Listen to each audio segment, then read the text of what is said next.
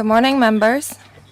We have a quorum and it is the appointed time. I call to order the meeting. Welcome once again to the meeting. Agenda item number 1, information paper issued since the last meeting. Would members please note that after the meeting on the 27th of November 2023, the panel issued one information paper which been listed on the agenda. Second agenda item, updates on marine legislation. LC paper number CB bracket 41070/2023 bracket 01. Now may I invite government officials to enter into the room. Would members who would like to speak press the request to speak button. In accordance with Rule 83A of the Rules of Procedures, if you have any direct or indirect pecuniary interest relating to the items of discussion today, please disclose the nature of the interest before you speak. Now, may I invite the government officials to walk us through the paper with aids of PowerPoint slides. 5 minutes, please. Thank you. Thank you, Chairman. Members, good morning. We would like to update members on the marine legislation and seek your views. As stated in the paper submitted, to update our marine legislation and keep it up with the international standards, we will continuously update our legislation. After reviewing the marine legislation, we propose a number of amendments. I would like to invite our colleagues from the Marine Department to walk us through the proposed amendments to the marine legislation. After that, we will be happy to listen to members' views and answer questions. Thank you. Chairman, good morning. Let me talk about the updates on marine legislation. There are two major parts to our amendment. First, we'll update the World Geodetic System, and we also have other miscellaneous amendments. On update of World Geodetic System,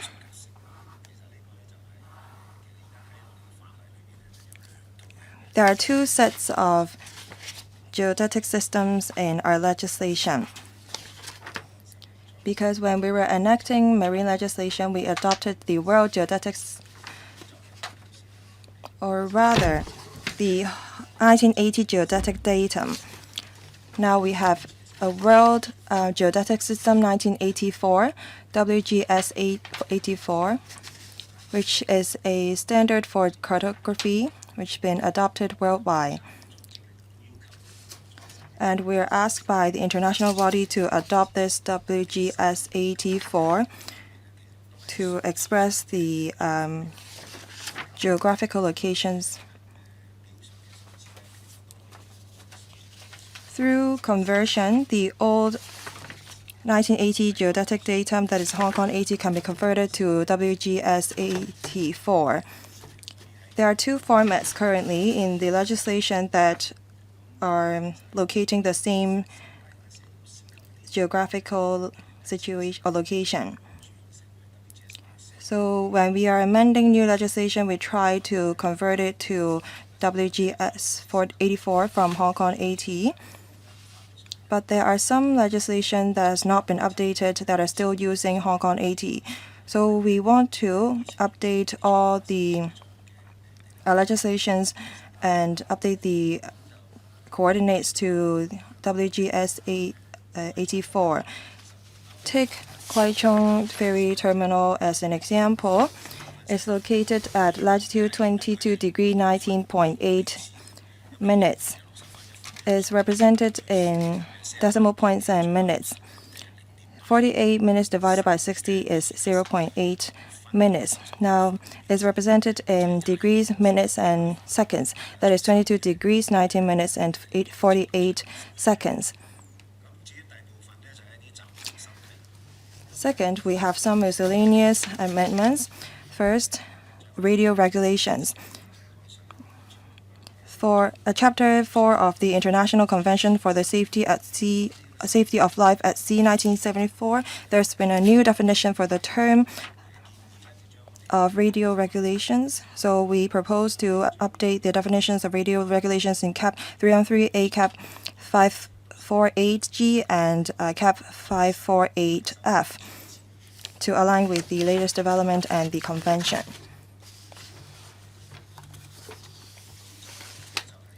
Now we move on to the second proposed amendment on special anchorages in Southeast Lemma Anchorage, Southwest Lemma Anchorage, and Irveston Road Anchorage.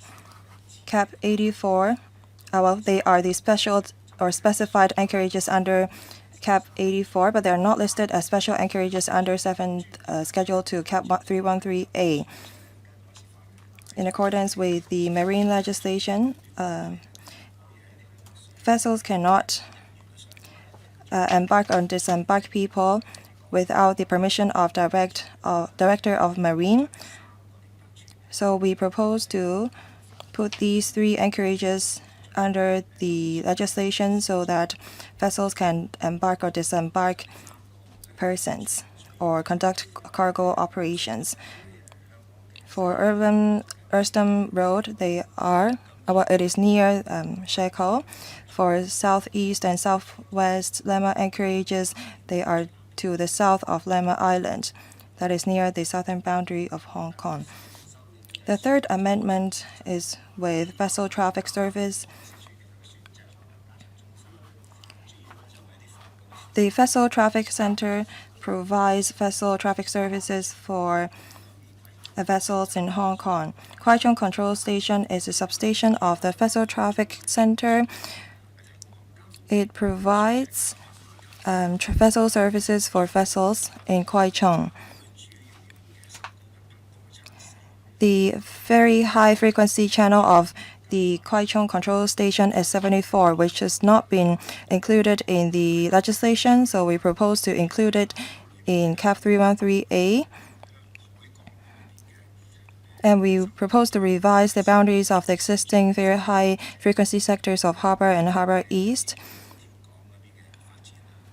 because of the development of Taipan Bay and Myers Bay.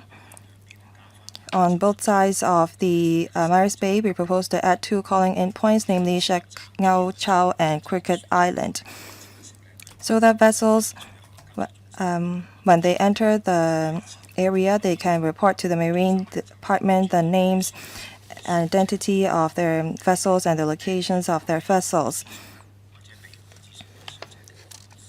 And the control station can issue collision information and the precise time of it to the vessels. On boundary adjustment, on cable reserves, there are 2 cable reserves in Stonecutter Island and Stonecutter Islands East and West that are not in use. Owner of the cables has advised us that the 2 cables reserve are no longer required, so we propose to remove these 2 cable reserves. The 5th amendment is with boundary adjustment due to shoreline changes. Cheng Chun and Cheng Yi Bridges area, the Ap Lei Chau Bridges area, and the Kap Shui Mun Bridge area. Because of reclamation and development, the shoreline of these areas have changed. Restricted areas restrict the height of the vessels, so we propose to slightly adjust their boundaries to protect bridges and the safety of vessel navigating in the vicinities. The boundaries are located in Cheng Chun and Cheng Yi Bridges area. The height restriction is 70 meters. For Kap Shui Mun Bridge area and Ap Lei Chau Bridge area. For Kap Shui Mun Bridge area is 41 meters. The height restriction for Ap Lei Chau is 14 meters. For the 6th miscellaneous amendment, it is with the boundary of Junk Bay Dangerous Goods Anchorage. Under Ballotage Ordinance Cap 84, there is a Junk Bay Dangerous Goods Anchorages in 313A. Or Cap 313A, there is a special anchorage for Cheng Kun O. You can take a look at the slide.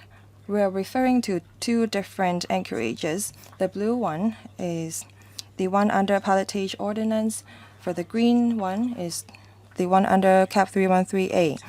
For the blue anchorage, the usage rate is rather low. Over the past 3 years, only 2 vessels has made use of the anchorage, and it's quite near the Cheng Kun O Cross Bay Bridge, so we propose to cancel the one in blue and rather adopt the one in green to put it under cap 84.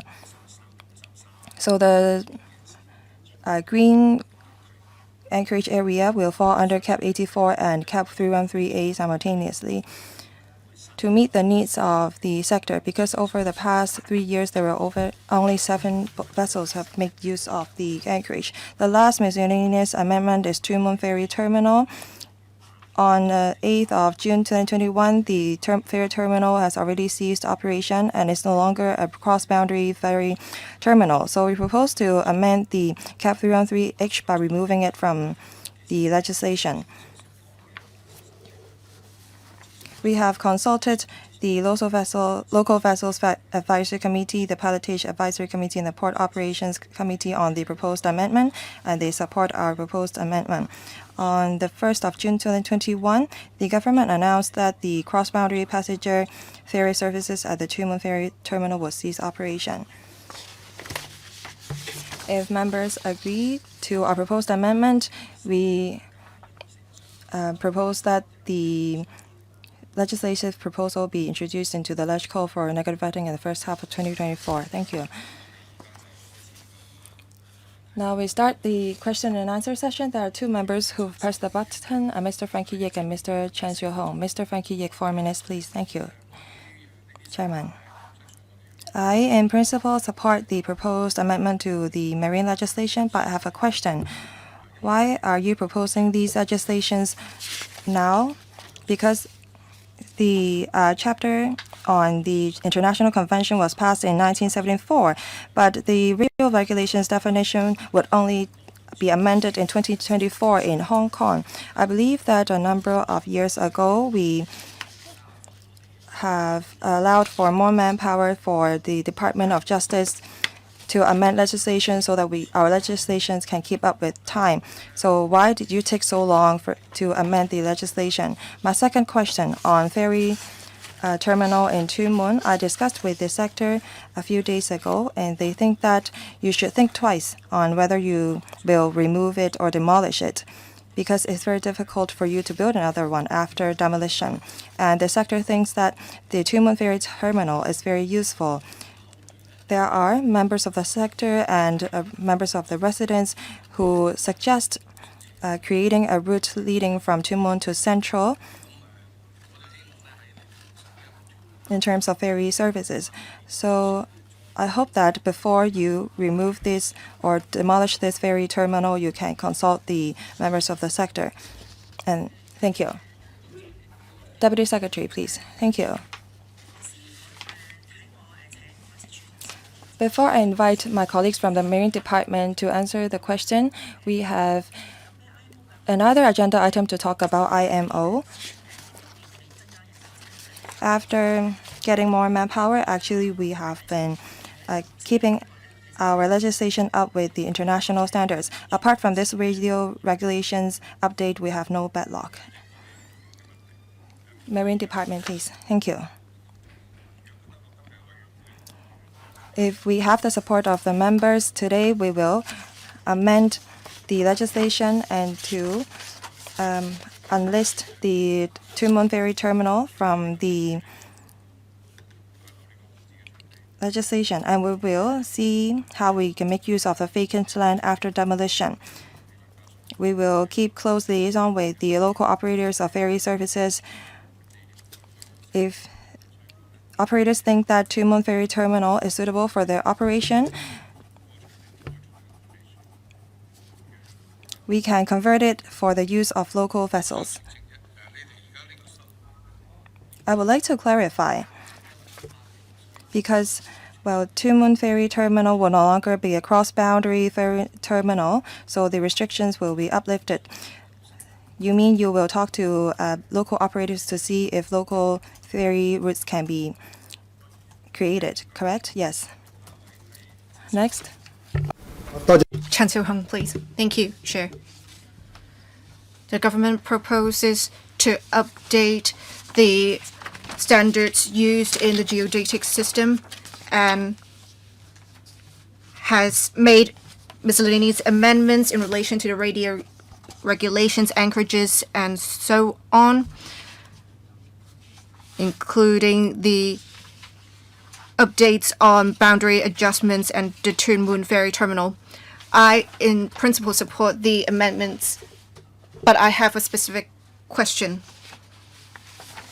In relation to the amendment in relation to vessel traffic service and radio regulations, they plan to amend 313A as well as Chapter 84.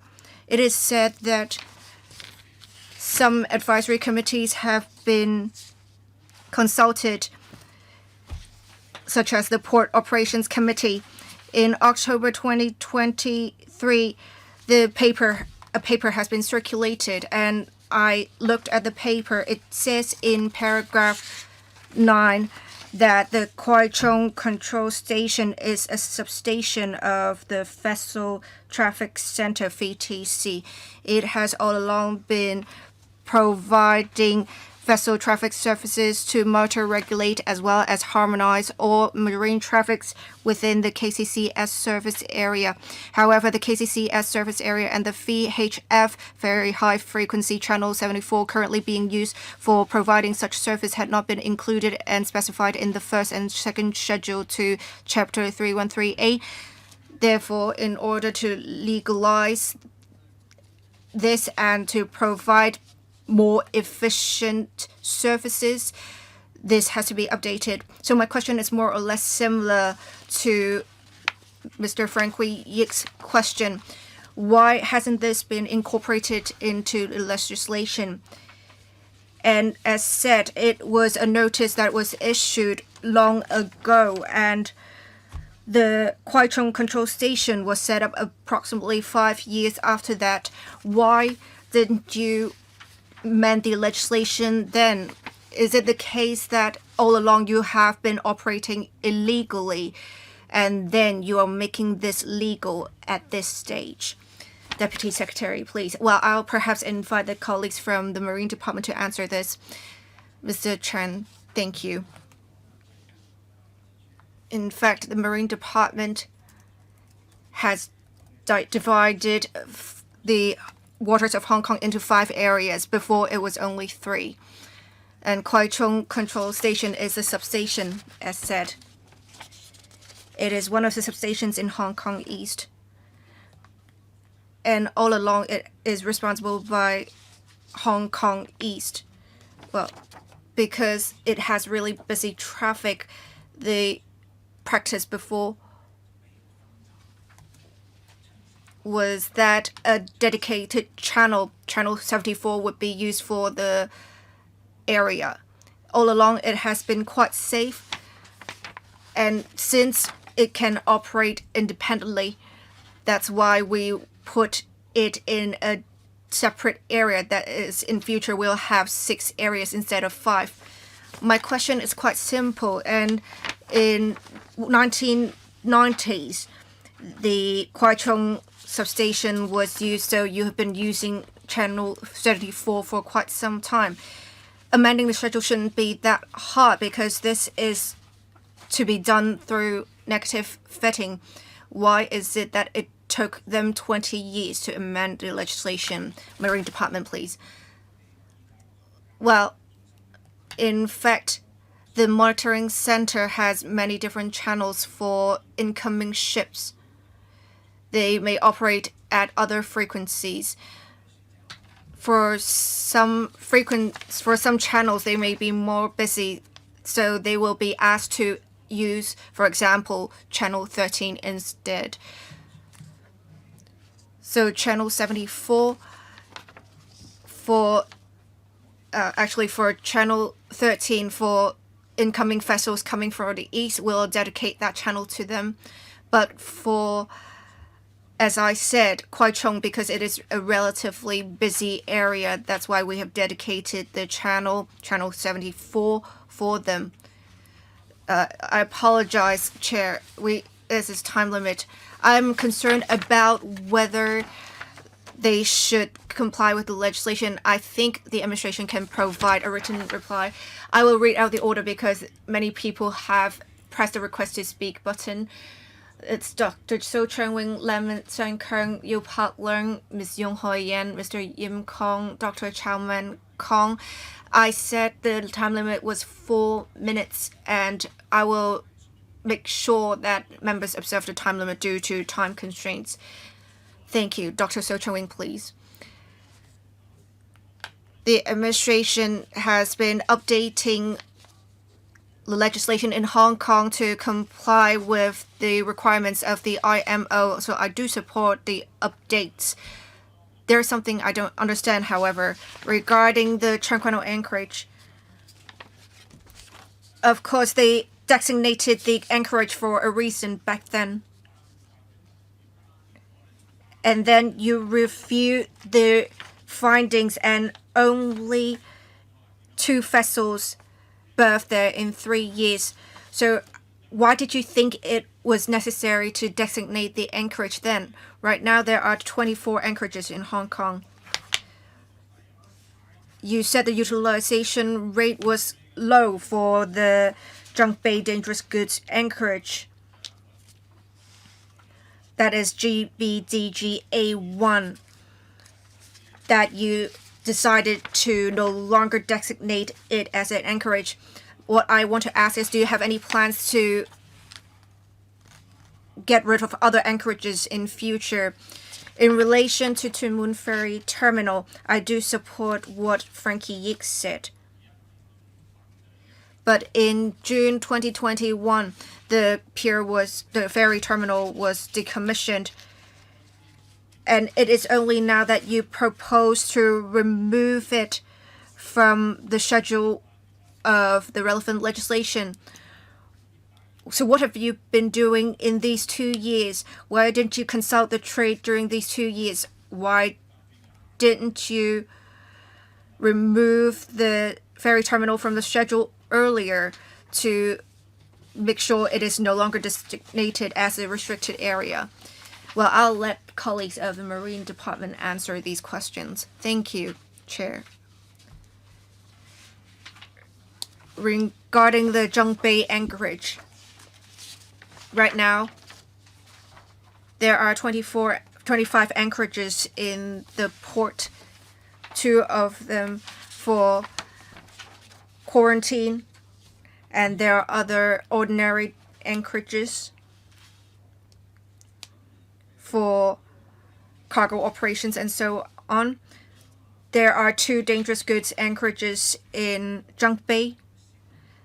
Before, the utilization rate was quite low, and these 2 anchorages were overlapping. That is, both Chapter 84 and Chapter 313A refer to the different dangerous goods anchorages in Junk Bay. We found that 1 dangerous goods anchorage would be enough.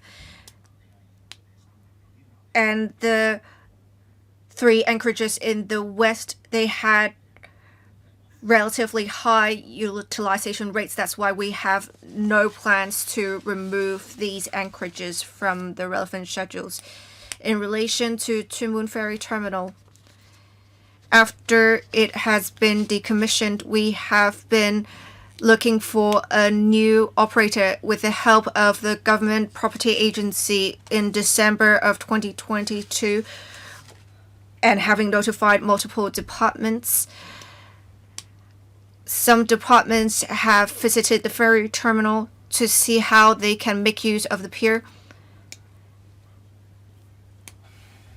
After this has been removed as a restricted area, the new user can use the ferry terminal for a new use. Well, I'll take this time to draw the line. Next, Mr. Lam Sang Kern. Thank you, Chair. My question is quite simple. I understand that they will use the WGS 84 to replace HK 80. It sounds very technical, but my question is relatively simple. It has taken 30 odd years for you to update legislation. Your response is very brief in the paper. It says that WGS 84 is now a widely accepted standard, and that it is relatively simple. It is just the adoption of a new format. Why didn't you do it earlier? I want to ask about the discrepancy with the conversion, because ordinates have to be really precise so as to prevent collision. Thank you. Well, for the conversion from HK80 to WGS84, before whenever there were legislative changes, we will update the coordinates to replace the previous HK80 system. That's why some coordinates are still presented in the HK80 format. We, on this occasion, propose to update all coordinates of the Hong Kong 80 format into the WGS84 system. As for the implications, as I said earlier, through mathematical conversion, the HK80 format can be converted to WGS84. It would be, for longitude, it is adding 8.8 degrees, and for latitude, it's minus 5.5 degrees. So it's relatively simple. Anything to add? No. Because I myself am a master of vessel, how will people know that which standard they are using? Well, thank you for your question. All charts are now presented in WGS84. If you use a GPS on your mobile phone, the coordinates would be in WGS84 format. Anything else to add, Mr. Lam? None. Thank you. Mr. Yopalang, please. Thank you, Chair. I do support the updates on marine legislation to comply with international standards. This paper is quite technical.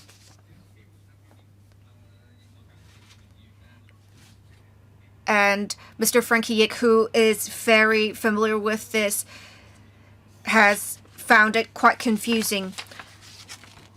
For Tuen Mun Ferry Terminal, I understand that before the pandemic there were cross-boundary services as well as services going to Tung Chung and Tai O.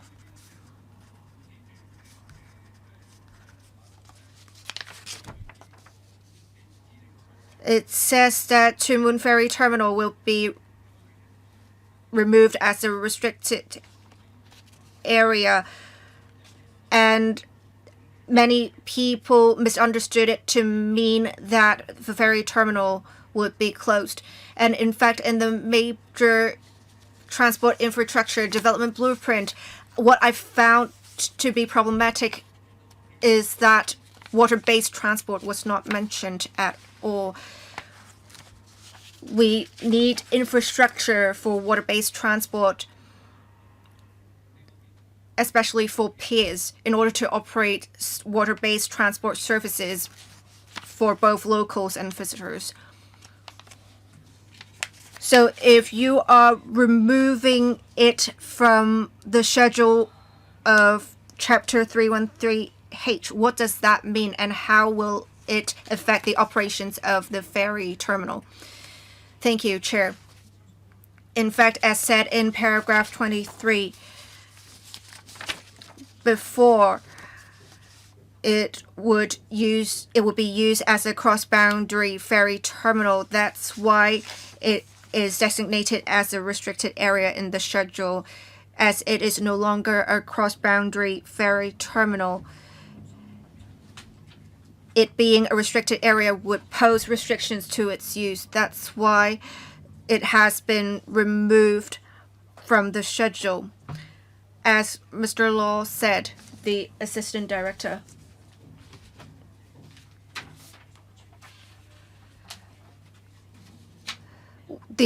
we have liaised with various departments, and various departments visited the ferry terminal, and it will be used as something new. That's why we believe that with it removed as a restricted area, it will be more flexible in its future operations. So is it the case that if it operates as a cross-boundary ferry terminal, again, it will have to have the legislation amended. Correct, that is the case. That's why if we have to use it for something else, non-cross-boundary ferry terminal, we will need to make sure it is removed as a restricted area to facilitate its operations. As we all know, Tuen Mun Road is often congested. If we can provide local ferry services for both locals and visitors, we will need it to not be a restricted area in order to facilitate its operations. Thank you. Ms. Young, please. Thank you. I would like to ask about the Junk Bay dangerous goods anchorage. Well, the second one is now used. The area is smaller, and you said that the utilization rate is low. There are 8 such similar dangerous goods anchorages in Hong Kong. So it isn't necessary for us to have such a dangerous goods anchorage in Junk Bay. If you say that the utilization rate is low, should we just remove it altogether? Because if the utilization rate is low, I think that we should remove it or do away with it altogether. Because now the anchorage is closer to the channel or the fairways. There are residents living on both sides of the Junk Bay. In terms of sewage or refuse, is there any impact caused by the anchorage to residents living nearby? On Tuen Mun Ferry Terminal, I understand that you have a proposal, and the administration said that there could be other developments for the ferry terminal. When you have no plan in place yet, you said that you are allowing people to enter the ferry terminal. Have you talked to other departments and bureaus to convert it into other purposes for leisure, for example? You said that you are talking to operators to see if you can convert it to a local ferry terminal. It seems that you don't have a plan in place yet. Why are you moving in such a rush manner by removing it as a restricted area? Why don't we just convert it into a leisure or open space so that members of the public can take photos there? I think that we have to think about the development of Tuen Mun Ferry Terminal. Deputy Secretary, please. Thank you for your question. On Junk Bay dangerous goods anchorage, we're talking about the blue area. The blue anchorage is the one with low utilization rate. There are only 3 vessels who have used the blue anchorage. Actually, we're combining the 2, and we're using the one near the fairway. Over the past 3 years, there were 7 vessels who have used that anchorage. Both of the anchorages are with low utilization, but there is demand for it. So we propose to combine the 2 into 1. Because we only have 8 dangerous goods anchorages in Hong Kong, there is such a demand for the anchorage, but the utilization rate is low. I will invite the Assistant Director to take the other question. Chairman, let me supplement with more information on the Tuen Mun Ferry Terminal. Since the pandemic, the cross-boundary ferry services demand is rather low. In 2017, the number of visitors or the ratio of road to waters is 9:1. That is 10% of people using water transport to 90% of people using land transport. In 2021, the usage of water transport is 6% compared to 94% of road transport. In 2023, the ratio of road to water transport is 96% to 4%. So the demand for water-based transport is lower now compared to before. After removing the Tuen Mun Ferry Terminal from the schedule, we are talking to different policy bureaus and departments to see if they're interested in making use of the ferry terminal. We will continue to talk to different departments. If members support our proposal, we will convert it to other uses. Thank you. I don't think you have an answer as to what you've done. Can you supplement it after the meeting? Thank you. Next, Mr. Yim Kong. My questions are similar with those put by other members on Tuen Mun Ferry Terminal. The demand for cross-boundary ferry services has been on the drop recently. So I understand the removal of the ferry terminal from the schedule. With the development of the northern metropolis,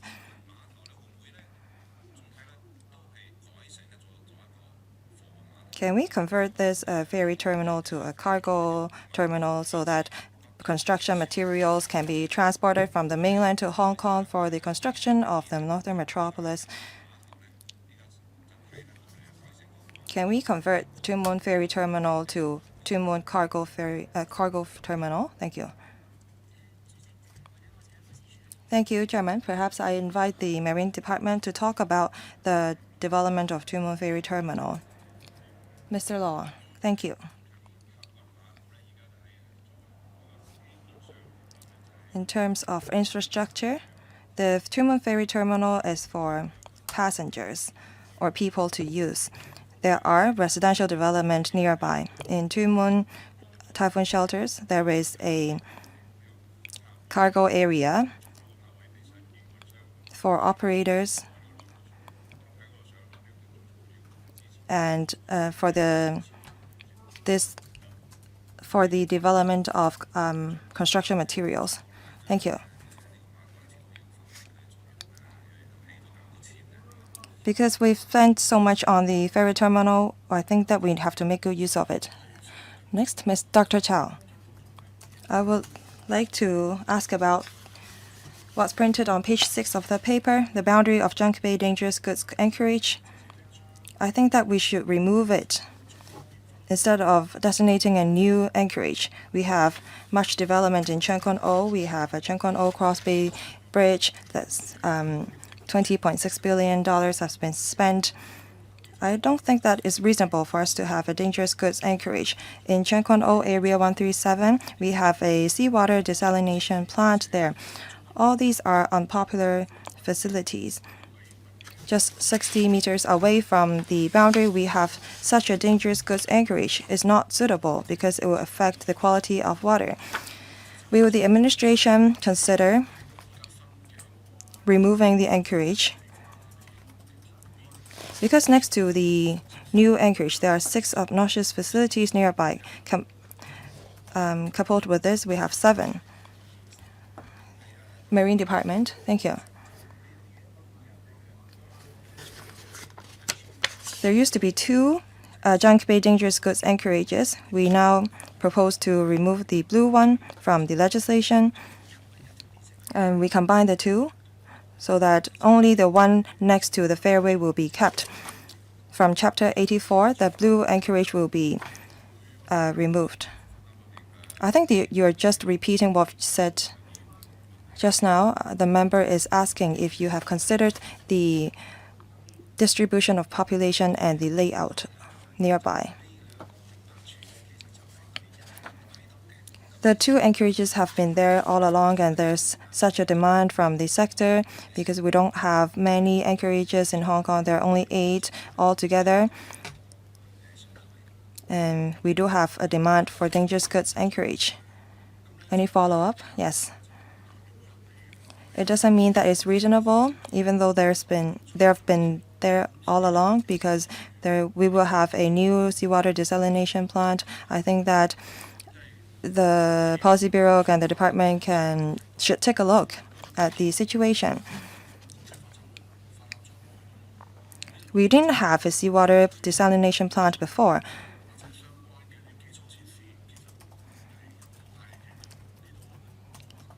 with the 2 dangerous goods anchorages there or 1 dangerous goods anchorage there, I think that will affect the residents. Thank you. Thank you for your comment.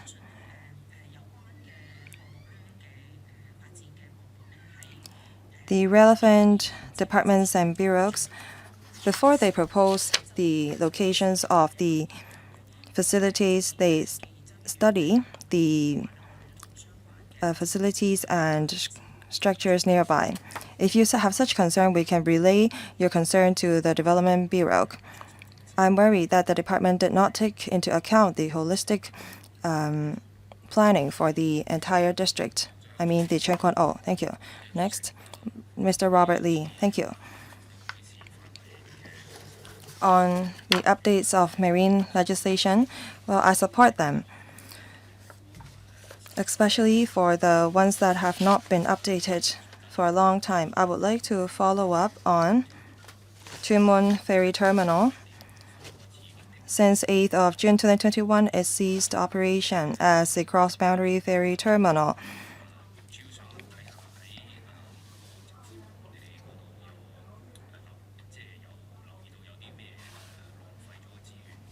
Is there any resource that's been gone to waste? So in terms of project management and internal procedures, can you update or follow up on the facilities that have been left idle so that we won't be wasting any resources, because the terminal has been abandoned for over 2 years? Is there other similar facilities that have been left idle that you have not followed up on it? And is there any other similar facilities? Perhaps I take the question. Cross-boundary ferry terminal. There are 3 of them, one in Shenduk, in Shenwan, and one in Central, along with the one in Tuen Mun. The other 2 are still in use, so they're not left idle. For Tuen Mun Ferry Terminal, the tenancy agreement has ceased in June 2021. And we have talked to the Government Property Agency to see if there are other government departments or bureaus that are interested in making use of the ferry terminal. Marine Department is at a rather passive position. Unlike in the private market, it's not the case that as long as we see a vacant land or facility, we can make use of it. Any follow-up? No? So that concludes our 3rd agenda item. Thank you.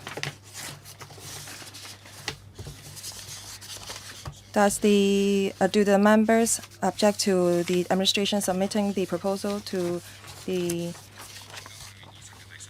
PWSC or the council? No? Okay. Next agenda item, legislative amendments to implement the latest requirements of IMO and ILO. LC paper number CB-41070/2023-02. May I invite the government officials to enter? Would members who are interested to speak, please press the button. In accordance with Rule 83E of the Rules of Procedures, if you have any direct or indirect pecuniary interest in relation to the items of discussion today, please disclose the nature of your interest before you speak. Would government officials walk us through the paper? Thank you. 5 minutes, please. Thank you. Once again, good morning, members and chairman. We are to implement the latest requirements of the International Maritime Organization, IMO, and International Labour Organization, ILO.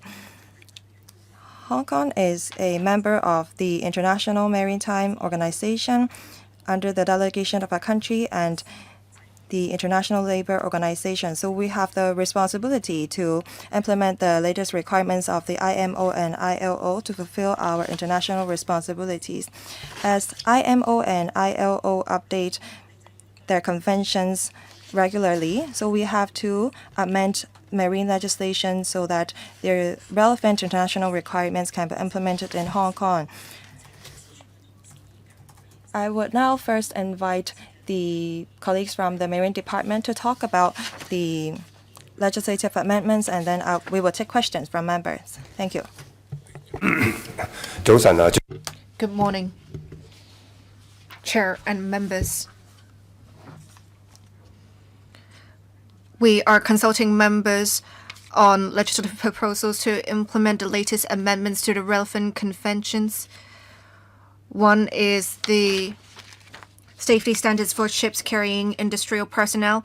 2, the garbage record book requirement. 3, new designation of an emission control area for sulfur oxides and particulate matter.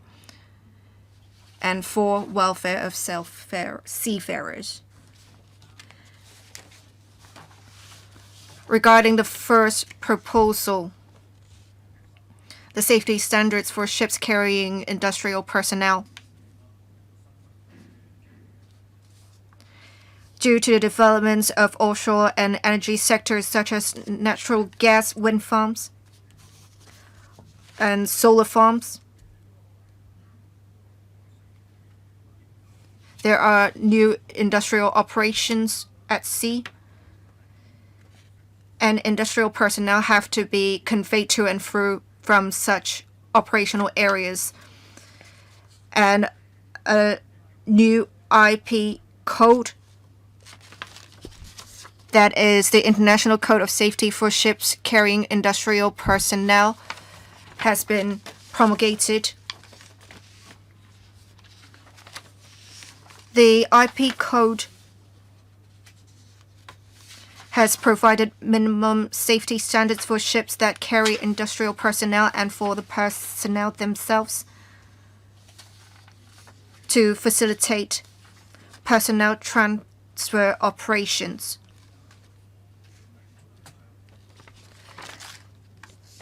Chapter 15, this is a new chapter, has been introduced to SOLAS, that is the International Convention for the Safety of Life at Sea.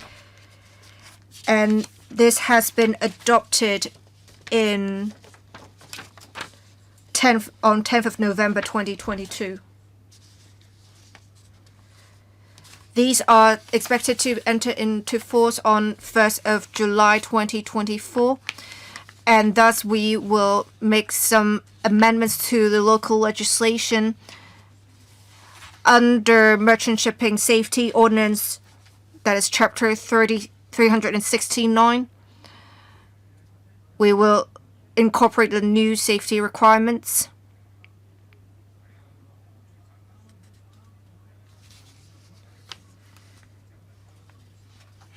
Also, for ships that comply with the requirements of Chapter 15 of SOLAS and the IP Code, the department and or its recognized organizations will document the compliance by issuing the IP safety certificate.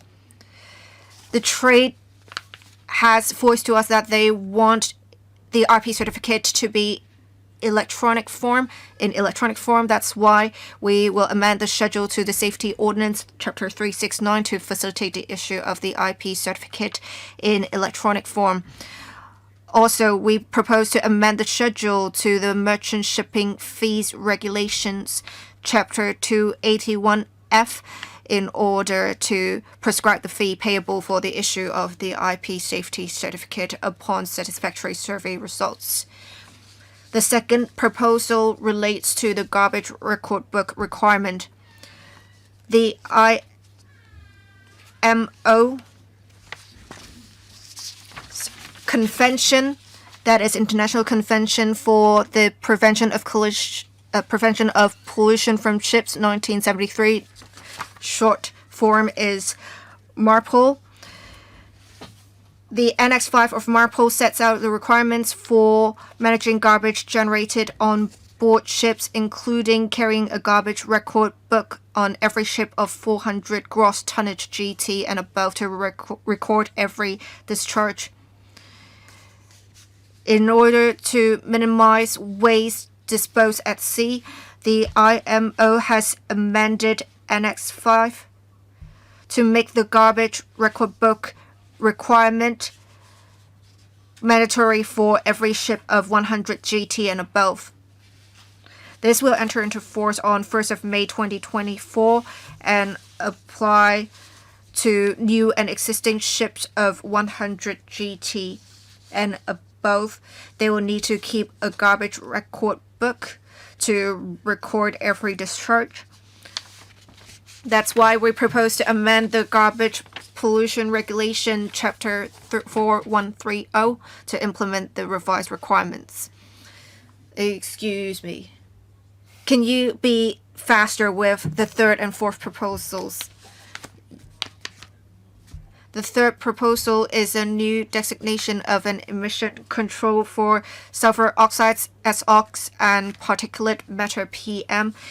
Annex 6 to MARPOL has designated a new SOx emission control area that is the Mediterranean Sea with boundaries defined.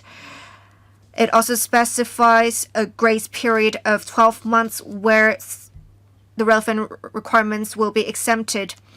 Because we do not have the grace period incorporated in our legislation, that's why we have included in the air pollution regulation the 12-month exemption as intended. For the fourth proposal relates to welfare of seafarers. We have multiple amendments relating to this aspect. In relation to seafarer recruitment and placement services, the 2022 amendments to the MLC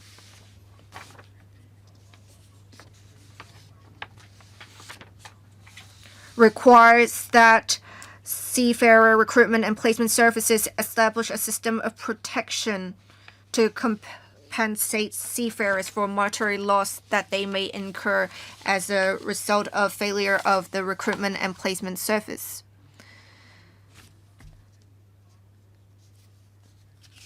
The second requirement relates to provision of drinking water supplies and balanced meals.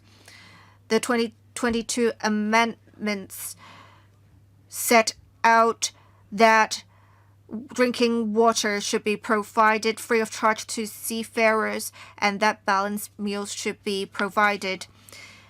Masters also need to inspect the relevant meals and drinking water to ensure their quantity, nutritional value, quality, and variety. Next, should there be deaths of seafarers, there is a responsibility of masters or ship owners to repatriate the bodies or ashes of deceased seafarers. The 2022 amendments require members to facilitate the repatriation of the body or ashes of deceased seafarers by the ship owner in accordance with the wishes of seafarers or their next of kin. Therefore, we propose to amend Chapter 478AF to impose the requirement of repatriation of the body or ashes of deceased seafarers on the obligations of the ship owners. The Marine Department will work with other departments and will assist ship owners in requesting facilitation from the port state concerned for overseas repatriation.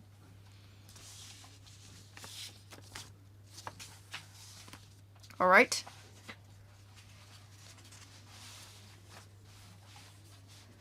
The fourth requirement of the 2022 amendments require that members shall ensure that all deaths of seafarers employed, engaged, or working on board ships that fly its flag are adequately investigated, recorded, and reported. The relevant fatality data, such as the return of deaths, the type and gross tonnage of ship, the type or classification of death, to be submitted to Marine Department. The 478F chapter already has the relevant requirement, but the newly required particulars have to be incorporated into the ordinance, asking the master to submit the relevant particulars to the Marine Department. You have gone past your time limit, so I'm going to have to stop you here. Right now, there are 7 members who wish to ask questions. Chen Su-hong, Robert Lee, Dr. Cho Chang-wing, Frankie Yik, Dr. Simon Lee, Yim Kong, Andrew Lam, Chen Yung, Holden Chow. I'll draw the line here, 3 minutes per member. Questions and answers included. Chen Su-hong, please. To implement the latest amendments to the conventions of the IMO and ILO, I do support that. My questions relate to the contents. Of course, the content would refer to the later requirements of the IMO and the ILO. Regarding the penalties for incompliance, what will they be? And regarding to occupational safety and health, OSH, there are relevant penalties. Will you have penalties that tie in with the penalties of OSH legislation? And how will the administration ensure compliance with the latest requirements? Will there be extra manpower needed? Thank you. Regarding penalties,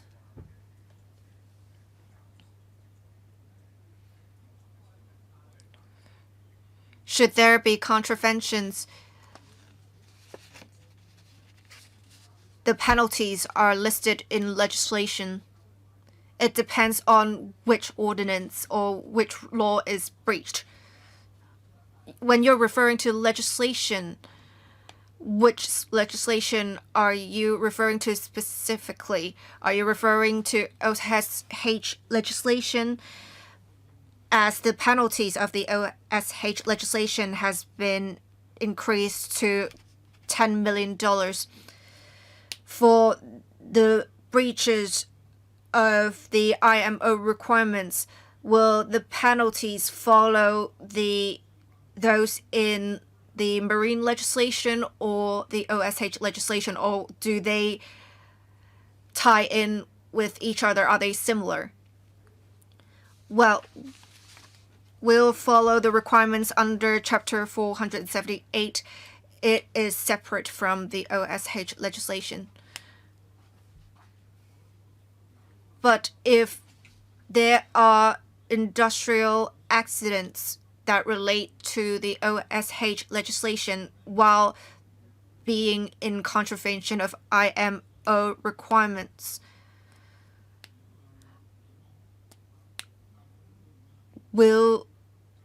I suppose you will charge the ship owner under the marine legislation, but will it cause any conflicts?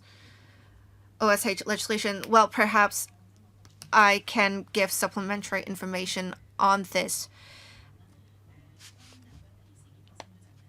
Should there be incidents, the Department of Justice and the relevant government departments will review which legislation has been breached. Right now, these are updates to the marine legislation, and these amendments are to implement the latest requirements of the IMO and ILO. If more than one law is breached and if law has to be enforced, they will be charged. And regarding the manpower requirement, they haven't given me an answer. We will make use of existing manpower to enforce the law. We do not have an additional manpower demand. We have 8 other members who wish to speak. 8 times 3 would be 24. So I'll extend the meeting by 15 minutes. I believe that should be enough, and I hope that members will observe the time limit. Thank you. Mr. Robert Lee, thank you. For the 4 sets of legislative amendments to implement the latest requirements of IMO and ILO, I support them. On the International Convention for the Safety of Life at Sea, SOLAS, MLC, and MARPOL, I think that they are reasonable. I would like to ask a rather macro question. Under the 14th Five-Year Plan, we have to develop ourselves into an international maritime hub. We visited the Kwaichong cargo working areas. The sector said that the business is rather not very active, and coupled with a complicated geopolitical situation. Of course, we have to follow the international conventions, and you mentioned that you have consulted various committees. How will these amendments help with the economic development of Hong Kong and the development of the sector? Thank you. Thank you for your question. You're concerned about the economic development of Hong Kong. That is separate from our implementation of the latest requirements. By end of this year, we will promulgate a blueprint on the maritime development. Any other questions relating to the proposed legislative amendment? I think that supervision and development are closely connected. I disagree with you when you said that they are separated. I think that when we are following the international standards, we have to, at the same time, step up development and help our sectors. Because when there's no business, there's no point of having any requirements. I understand that the sector that have been consulted do support the proposed legislative amendment. Perhaps we can look at this from the perspective of economic development. Any supplement or any follow-up? Thank you. No? Next, Dr. So Chun-Wing. Thank you, Chairman. I support the legislative amendments, but I would like to ask about the enforcement and its effectiveness. There is one legislative amendment providing that the landowners should provide drinking water supplies and balanced meals to seafarers. According to the statistics, the number of registered seafarers in Hong Kong are about 6,700 or so. But the number of seafarers working in vessels in Hong Kong that amount to about 92,000 odd people. We have quite a number of them, and they work in different locations. So what measures do you have to monitor the land or vessel owners so that they fulfill the requirements? You mentioned that the masters of the vessels are responsible for providing drinking waters and balanced meals. So do the masters represent the vessel owners to monitor the situation? And in Hong Kong, do we have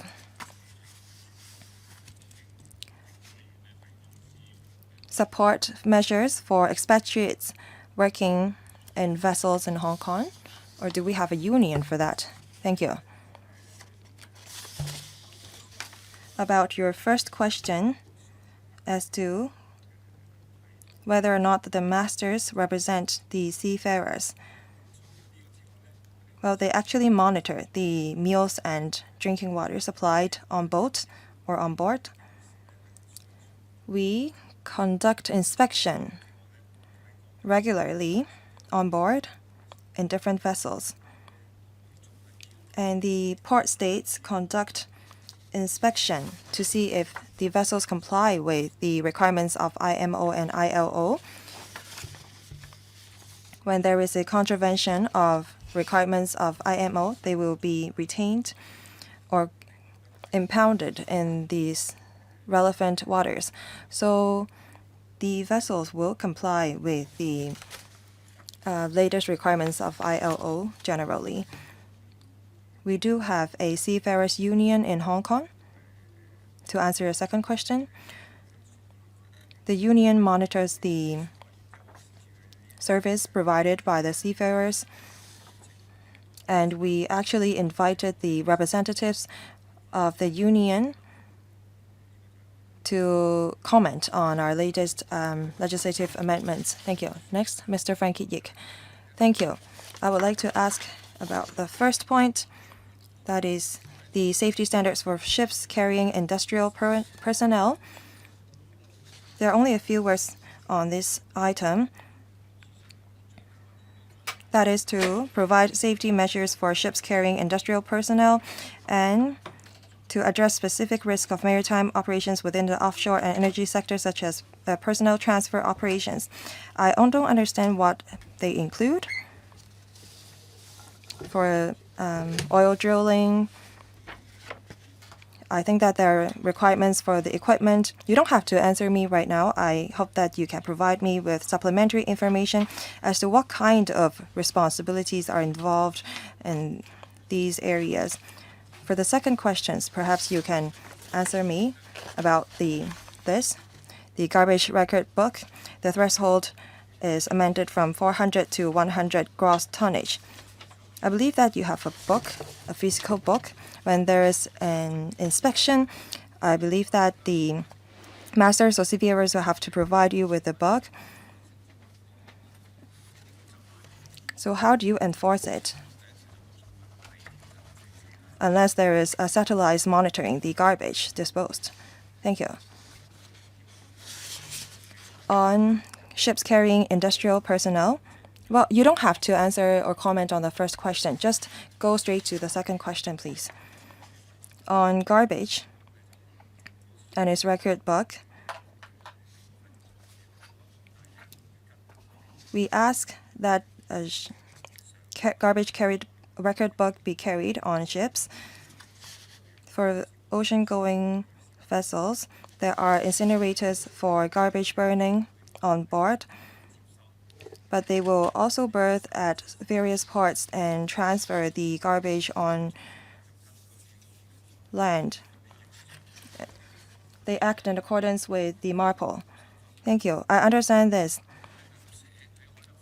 What if the seafarers don't write the record on the book? How would you deal with that? That's what I want to know. Thank you. Say if a vessels go from Japan to Hong Kong, the journey lasts 3 days. When the ship berths, there will be inspection, and there's bound to be garbage on board. If there's none, then there should have been some problem. We will ask for the masters. Well, we will ask the masters for the garbage book or garbage record book. That's a rather complicated task. Chair, I have something to supplement. As mentioned by my colleague, the state port, because of law enforcement and environmental protection, they will take enforcement action on board. And when the ships don't follow the rules or requirements of IMO, they will be impounded in the waters, so they will not do that. Thank you. Next. Dr. Lee, I have 3 technical questions. Why don't you just ask 2? On the emission control area, it relates to the 12-month exemption. Is that correct? Also, I would like to ask about the welfare of seafarers. There are 5 proposed amendments.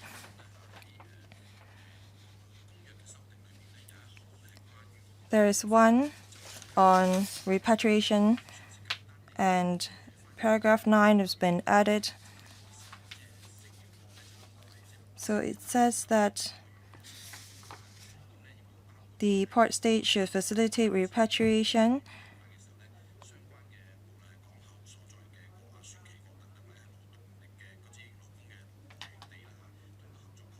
and all parties should ensure that there is a replacement when there is a repatriation.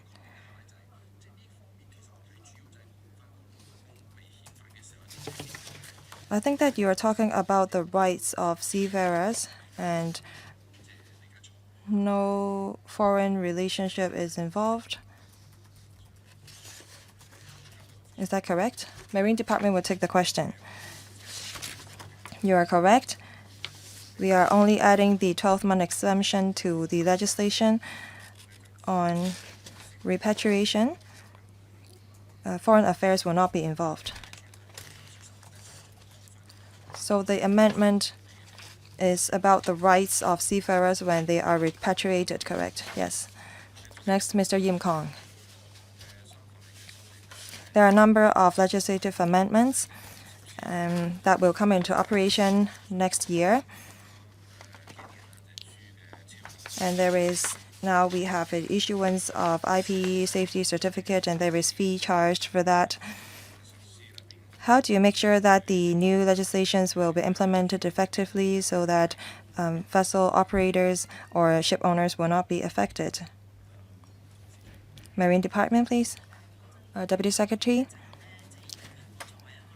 Hong Kong, as an associate member of the conventions, we have to implement the latest requirements of the IMO and ILO. The fees for the IP safety certificate will not be high. I believe that will not pose a significant economic burden or financial burden on ship owners. Any follow-up? Will the government organize workshops or seminars with the sector?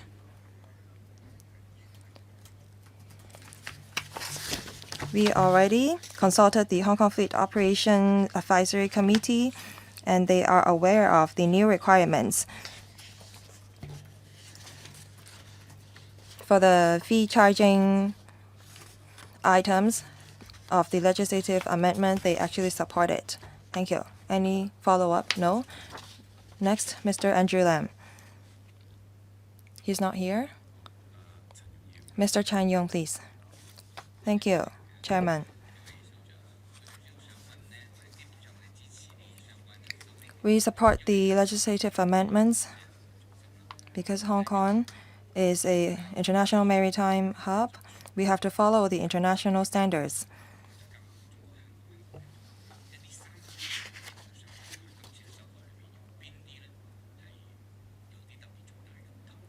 Is there any significant difference between the international standards and the standards of our country? And is there any other standards that we are trying to align? We only have one standard, that is the international standard, because for IMO and ILO, they adopt international standards. Through local legislation, the members of the conventions will implement the requirements of the IMO and ILO. And we base our legislative amendments on the international standards.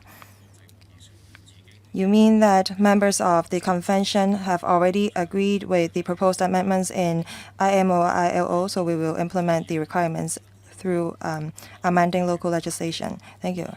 Next, Mr. Holden Chow. Thank you, Chairman. I have two questions. First, on paragraph 21, it says that appropriately sized personal protective equipment should be provided. For, industrial accidents or litigation of neglect,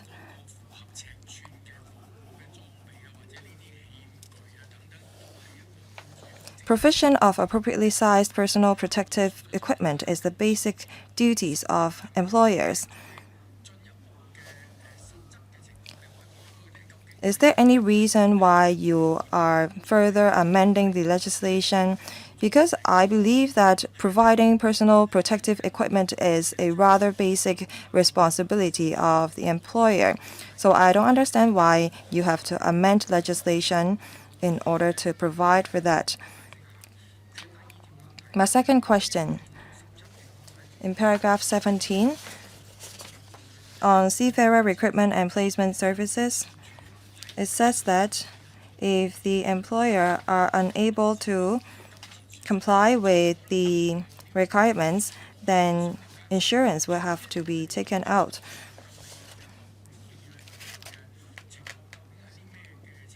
So what is this failure of meeting obligations under seafarers' employment agreement? Can you elaborate on that or explain about that? Thank you. Marine Department, please. Thank you. On personal protective equipment, ILO noticed some situations where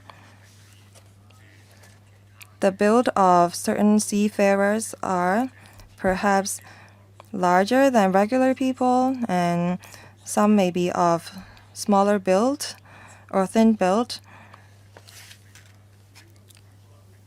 For this reason, the protective equipment may not be appropriately sized for them, so we provide that the ship owners should provide appropriately sized protective equipment for these seafarers of special body build. On seafarers recruitment and placement services,